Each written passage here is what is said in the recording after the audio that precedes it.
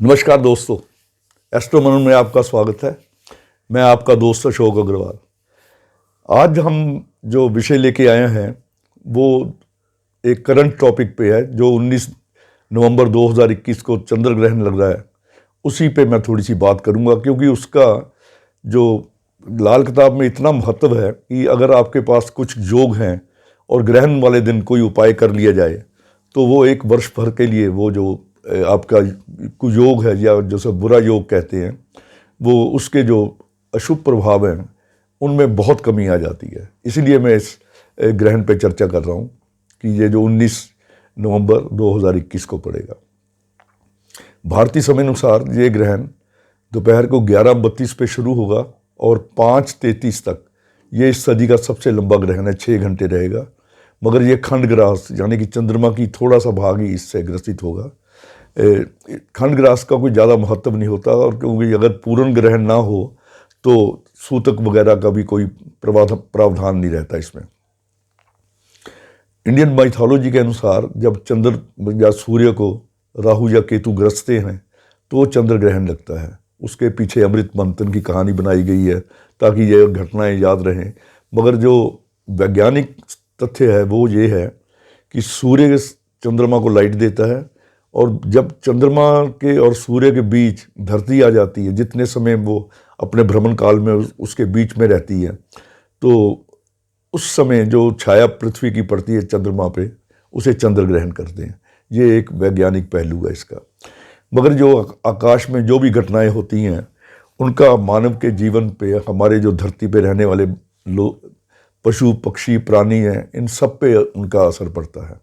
तो इसका जो असर है विशेषकर उन लोगों पे ज़्यादा होता है जिनकी कुंडली में ग्रहण योग होता है, यानी कि जिनकी कुंडली में चंद्र केतु, चंद्र राहु और लाल किताब तो कहती है कि चंद्र शनि भी जिनके इकट्ठा हो तो ये ग्रहण योग बन जाता है।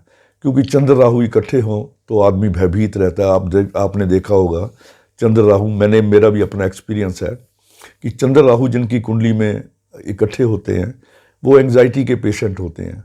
भय उनको लगा रहता है या उत्तेजित जल्दी हो जाते हैं या एंक्शियस रहते हैं हर एक चीज़ के लिए, जल्दबाज होते हैं और थोड़ी सी भय की प्रवृत्ति होती है। अगर चंद्र केतु इकट्ठे हों तो आदमी भ्रम की स्थिति में रहता है, इल्यूजन की स्थिति में रहता है, ये करूं ना करूं।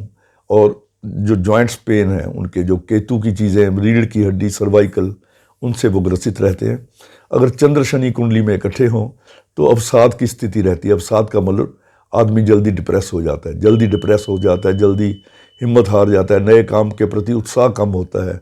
चंद्र पे जब भी शनि का प्रभाव होगा तो ये चंद्रमा को इस प्रकार प्रभावित करते हैं। क्योंकि जो चंद्रमा है हमारे मन का कारक भी है, हमारे धन का कारक भी है। जो मनी का फ्लो है, जो सर्कुलेशन ऑफ मनी, ये हम चंद्र से देखते हैं। जो इकट्ठा धन है वो शुक्र से देखते हैं।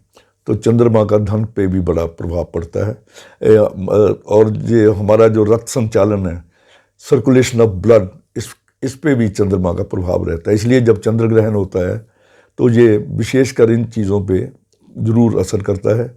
और जिन कुंडलियों में, जैसे मैंने बताया, चंद्र राहु, चंद्र केतु, चंद्र शनि हो, वो व्यक्ति ज़्यादा प्रभावित होते हैं।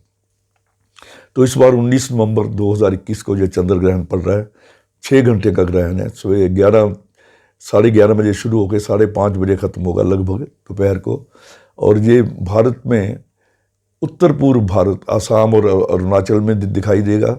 और यूरोप में ये, या विदेशों में आप समझें तो अमेरिका में, उत्तरी Europe, northern Europe, eastern Asia, पूर्व एशिया, ऑस्ट्रेलिया और पैसिफिक सागर के कुछ हिस्सों में खंडग्रास के रूप में ये दिखेगा।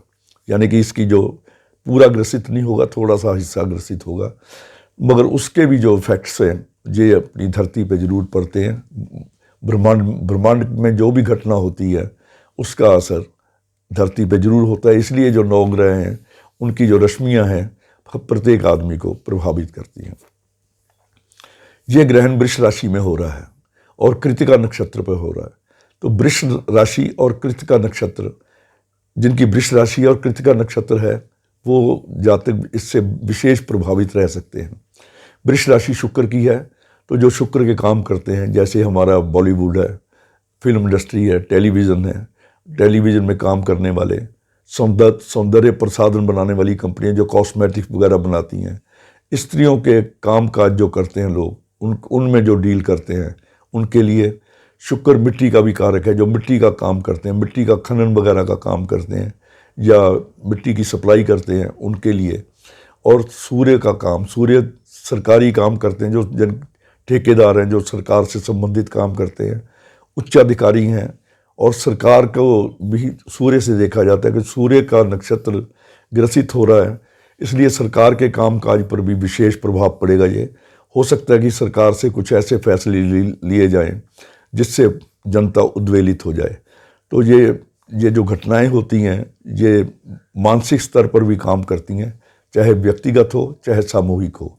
तो सरकार के जो कुछ निर्णय जनता को उद्वेलित कर सकते हैं। जो किसान हैं वो शुक्र की कैटेगरी में आते हैं, क्योंकि ज़मीन का काम करते हैं और सूर्य सरकार से है। तो किसानों और सरकार के बीच में मतभेद बढ़ भी सकता है। अगर ये पॉजिटिव रहा तो ये मतभेद जो चला आ रहा है ये सुलझ भी सकता है। मगर इस चीज़ पे ध्यान देने वाली सरकार को, किसानों पे ध्यान की जो समस्या उस पर ध्यान जरूर देना चाहिए, नहीं तो आने वाले समय में ये सरकार को प्रभावित कर सकती है, उसके कामकाज को, उसके जो नीति है उसको, और आने वाले चुनाव परिणामों को भी वो विशेष रूप से प्रभावित कर सकती है।